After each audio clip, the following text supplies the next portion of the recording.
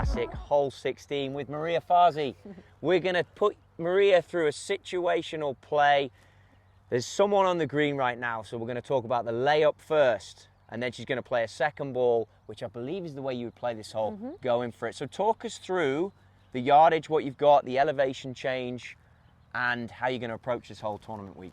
So from here, it's roughly 255 to the front of the green. It plays about 15 down, so that makes it 240 to the front.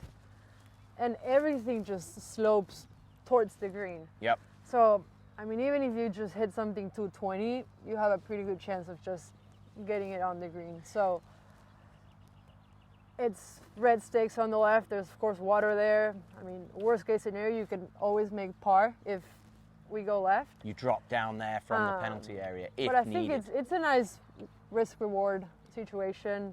Of course, there's different circumstances. If leading by 3, there's no need to do that, you know, and the layup's always going to be the safe play, and you can walk away with a par and keep moving. But I'm an aggressive player, so I like to go for it as much as I can. As one of the longest players on the LPGA Tour, this hole plays into your strengths, right? Yeah, definitely. I mean, I'm hitting 3-wood easy, and I know it's going to get there, so. So 3-wood goes 240, no problem. Well, let's start with the layup. We talked about that at the blue leaderboard sign down there. Probably a 7-iron is what we calculated, and I loved your confidence that much that you didn't even have that yardage, because you are going for it. I'll get this 3-wood ready to go so it can see what's happening. All right. On a layup like this first, how precise are you with your targets? We've talked about landing areas and how it falls down, but what's your thought process, even on a layup? 3-shot lead, let's put you in that scenario. I mean, I think it's easy, since it's just a stock 7-iron, to kind of not be so careful with, again, my target, or not be so focused with it. So I try to be super specific. I mean, aiming at the blue board, but I'm looking at one of the letters or the lines, or like, I want to make it as small as I can so that my miss is also a little bit smaller. Love that. In that regard. And then when it comes to pre-shot routine, I've seen you stepped in here now to have a little loosener. What the thought process on swing thoughts and stuff? I guess if you're leading, it's autopilot in that part of the game. Okay. Yeah, and I'm not really even one to think much, even back here, and much less over the ball.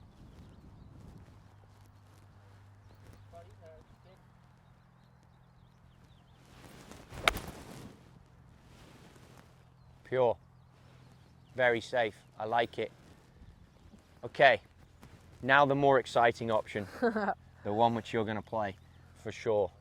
You're tied for the lead. It plays into your hands, for sure. Yeah, I like this. What start line are you going for here? What target are you picking? So I'm looking, it's actually perfect now, the orange cones in the distance. Yeah. Just kind of the left side of that. Okay. Which is almost just over this little tree here. Yes. Do you like picking intermediate targets? You've picked a little tree here halfway. Do you like doing that? Yeah, and I even like to bring it as back as, I mean, maybe 4 or 5 feet in front of my ball. Interesting. And kind of just start it there, and then know that it's going to go there. Okay. Yeah. Rip into one. Let's see it.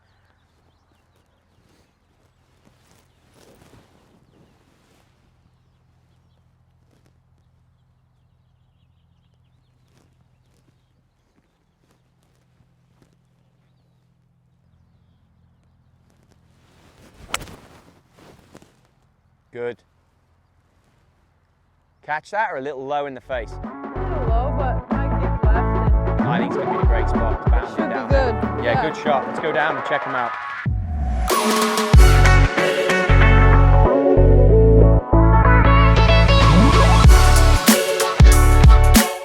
Okay, 95, playing 90. We've done the numbers already. I like how you're a quick, decisive play. You've grabbed the high toe too immediately.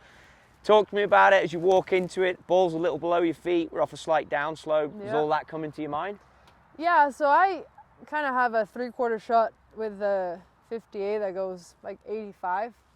And I think with the slope like this, and we got a little bit of help, it should be an absolute perfect club.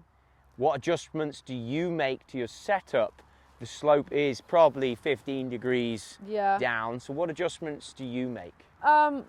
Just kind of ball position a little bit, make sure that... Ball position back or forward? I like to move it a little bit back, just so that I can get on top of it a little bit faster, quicker, and just make sure that I am moving with the slope and not trying to help it up or anything, and just trust that the club's gonna get it up in the air and put spin on it and all that. Fantastic. There's 2 tees back there. There was one further back from where we played, so this could be a realistic place for you come Sunday.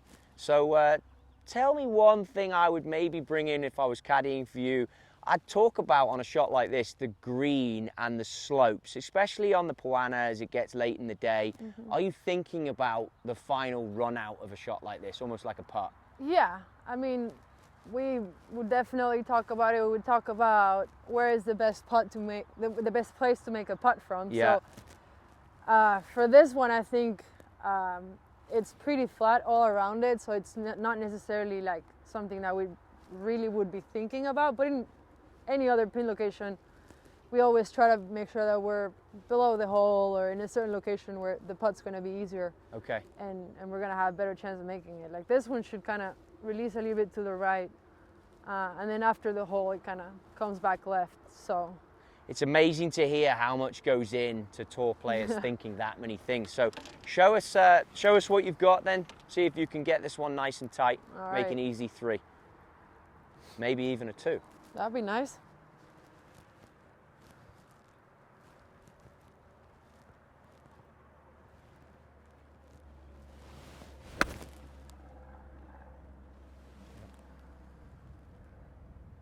Good control. Good control. I thought it was a little shy, but I like it. Very good. Right, let's check out the next one.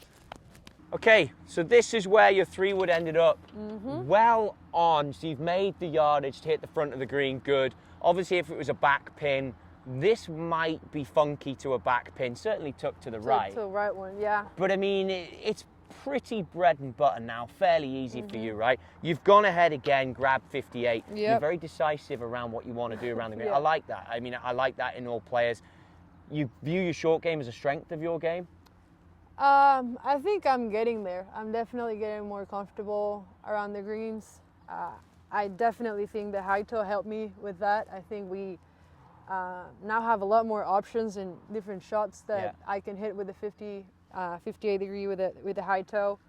I love these other 2, but I think I can hit flops, I can hit low spinners, I can just do anything with it. And as a club guy, I'm always looking at your clubs, and I can see that the sole of this, you've really worn away and changed the colour. So you can see that you've got a very versatile short game. Now, when it comes to this shot, what shot out of your arsenal are you thinking of playing? Where do you want to land it? Do you also, are you a spot chipper, meaning do you chip to a spot and let it run, or are you literally going to look at the whole shot as a whole? I kind of do a little bit of both, I guess. I want to see what the ball's going to do. So like I will walk up and kind of have an idea of the break and how firm it is and all that. And then after doing that, I will decide what my spot's going to be. And then I'm trying to land it in that one spot that I know if I do that and I had a good read, it should have a very good result in the end. So on this shot now, we spoke about the read. The read is your read in this. I mean, this is the lie we talked about it before is excellent. And, you know, you've been lucky with the lie. So you are thinking, okay, this is probably what, 2-3 feet outside left, let it drift down? And then just letting it, and I'm thinking landing this maybe 5 on and having it check a little bit and then just release nicely to the hole. This conversation we're having, would you want to have this with your caddy to paint a clear picture? Would you I do that always in a tournament? do. You do? Yeah. So you're a very I like verbal to player. just talk it out, and Mark would just be like, okay, yeah, I love it.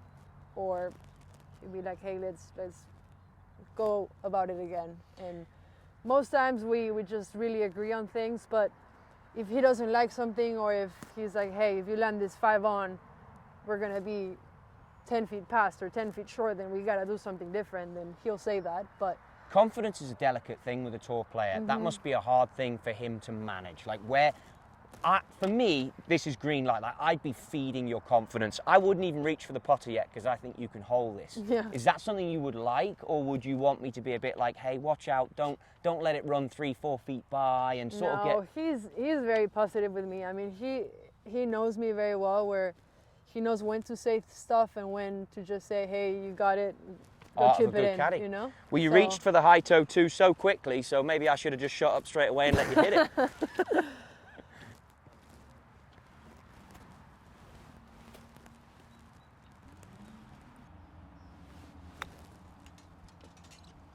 Good strike. That's a good shot. Gave it a chance. I like that. Yeah. Nice shot. Okay, so you're looking at it from both sides. Yep. We talked about a little late in the day. The grass changes here a little bit in SoCal, so it's going to take every break.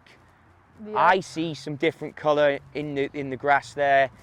Do you leave the flag in or out? Has that rule played anything into your putting? No, I love just to see the whole hole. I'm with you. Yeah. Let's get that thing out then. Kinda, Plenty of room, right? Yeah. And then what are you seeing on the putt itself? I think it's trying to move right a little bit. Not especially at the beginning here, but a little bit down maybe. Does the water come into your mind that everything runs off that way, or the fact maybe that the green runs off on the right side? Does that come into your mind? I mean, the hole is all sloping right to left. So that's left. already playing into your subconscious. So yeah, I'm definitely kind of seeing that. I just kind of going based off on this little slope that we have here. Yeah, I like it. It's downhill a little bit. A little bit down, yeah. Okay. I don't think you'll do a whole lot though. Let's see that putting method of yours and roll one in. Put some pressure on this second ball.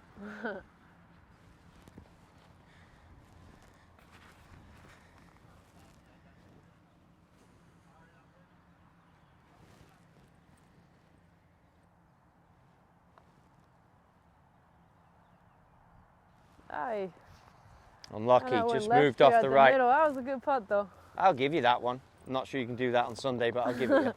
Let me have that golf ball, I'll get that out your way. Alrighty. Right, this one should be easy. Need it clean? Let's clean that one. I guess this decides you'll be going for it every day if you roll this in. Yeah, right? You'll make it easy for me. Short putts, do you want the caddy's information on this, or you just go for the short putt? I don't really see it as short or long. It's just sometimes, you know, you just have it, and I kind of don't even ask Mark about it. But then there's sometimes that I'm like, hey, is it right edge? Is it outside right? And I kind of want him to want the confirmation. On the, but I'll do it on short putts or long putts. It's just more of if I'm confident with what I'm seeing or not.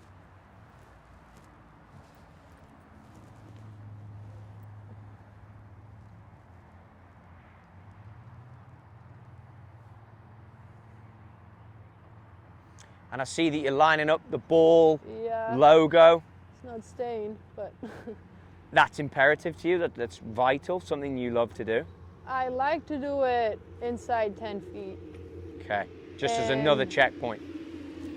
I don't know why I like the line with the TaylorMade more than the actual line. Yeah. For whatever reason, but. So when it goes end over end, you can see Uh-huh. the TaylorMade going in. So you set off the pure roll and you see it. I like that. Yep.